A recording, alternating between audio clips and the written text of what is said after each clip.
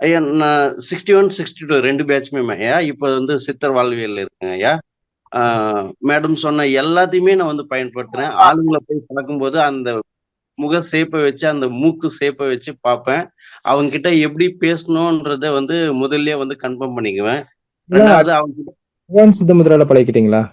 மூக்கு ஆமாங்கய்யா, ஆமாங்கய்யா. ஓகே. ம். அடுத்து அவங்க கிட்ட போய் அவங்க முக ஷேப்ப வச்சு என்ன பேசணும்ன்றத முடிவு பண்ணிக்குவேங்கய்யா. 2, 3 உதாரணம் சொல்லுங்களேன். ஓகே.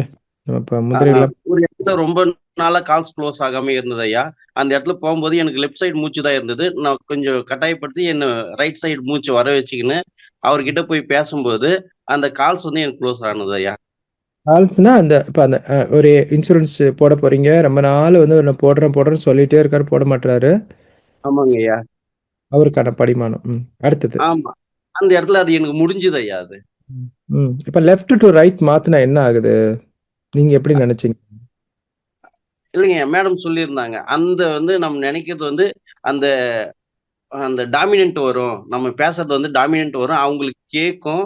அவங்க ம். வந்து நம்ம சொல்றதுக்கு ஏத்த மாரி மாறுவாங்க அப்படின்ற மாரி.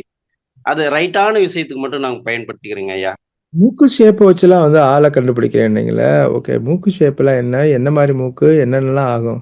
ஓகே. ஐயா அவங்க வந்து அந்த மண்ல இருக்காங்களா? அ நீர்ல இருக்காங்களா?